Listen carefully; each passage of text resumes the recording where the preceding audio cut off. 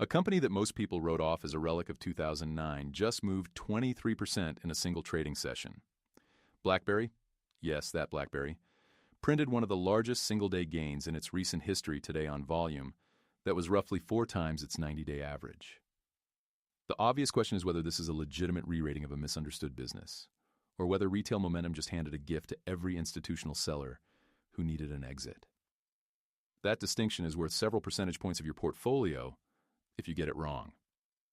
Let's start with what actually happened, because the financial press will give you a headline and call it a day. BlackBerry's move today traces back to a combination of a material contract announcement tied to its QNX embedded systems division and a broader cybersecurity sector rotation that has been building since late May 2026. QNX is BlackBerry's operating system that runs in automotive environments. Think the software layer controlling instrument clusters, advanced driver assistance systems, and in-vehicle infotainment across vehicles from Toyota, BMW, Ford, and roughly 24 other OEMs. This is not a glamorous business, but it is an extraordinarily sticky one.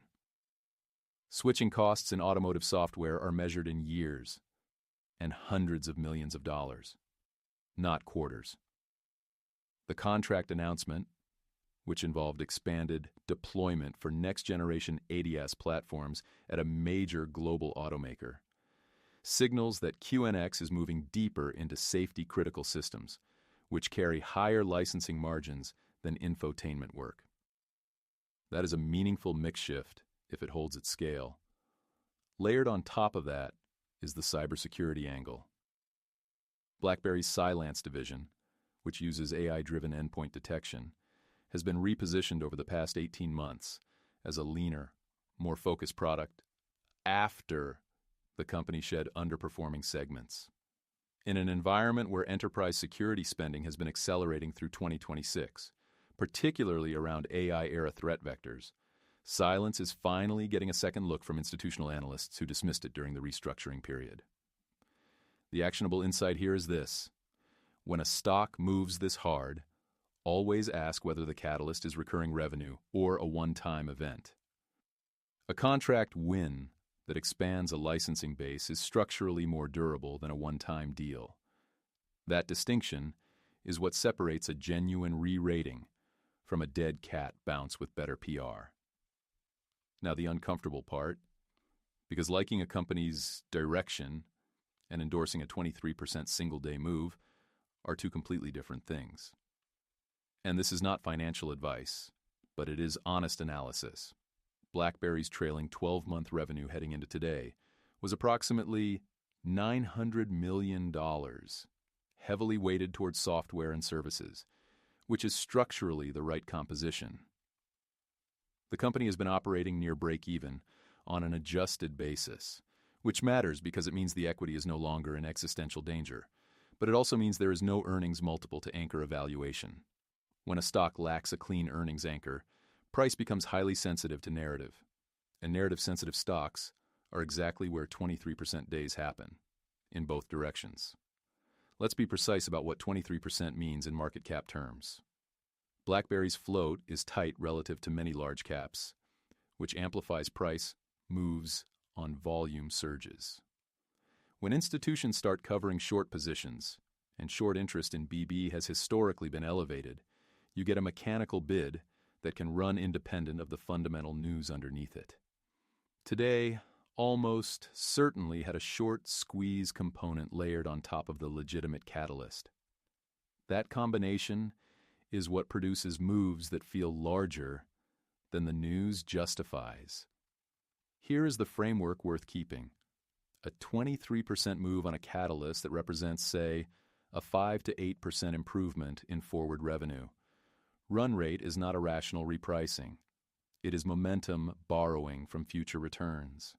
The market is paying today for optimism about execution that has not yet happened. That is not necessarily wrong, but it means the risk-reward for someone buying at the close of this session is asymmetrically unfavorable compared to someone who held going in. The justified portion of the move is probably in the 8 to 12% range based on the fundamental signal. The remainder is a combination of short covering, sector momentum, and the attention premium that comes with the BlackBerry name, still carrying brand recognition. Understanding this decomposition is the entire game when analyzing catalyst-driven price action. Every time a recognizable name surges 20+%, a specific sequence plays out in retail investor behavior that is almost mathematically predictable, and understanding it will save you real money over a career of investing. Phase 1 is discovery. The stock hits social feeds and financial news aggregators. People who have never looked at the company now feel like they are missing something. This is where FOMO is manufactured, not organically felt.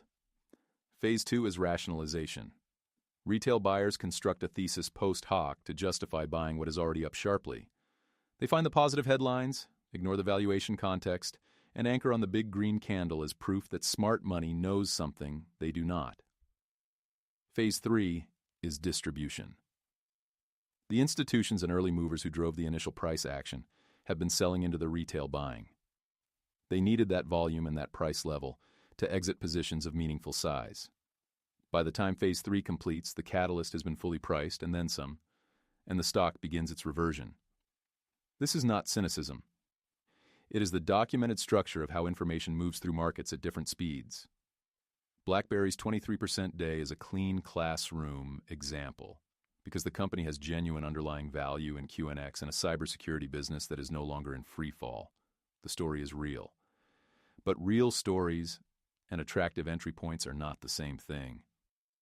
If you find yourself looking at BB after today's close and wondering whether to buy, ask these 3 questions. 1. What is my thesis if the stock gives back half of today's move tomorrow, which happens in over 40% of large, single-day surges within the following 5 sessions? 2. Am I buying the business or buying the momentum? 3. What would need to be true in the next 2 quarters for the current price to be justified by cash flows rather than sentiment? Answering those 3 questions honestly will tell you more about whether you should act than any price target from a sell-side analyst who upgraded the stock after it already moved. We came into this video asking one question: is BlackBerry's 23% move a real re-rating or a momentum illusion? The honest answer is both. And knowing where the line is between them is exactly what separates disciplined investors from people who buy the headline. The next question worth asking is what this signals about the broader embedded automotive software space and whether there are less discovered names in that category trading at more reasonable entry points. That is the next video. Subscribe if you want that analysis when it drops.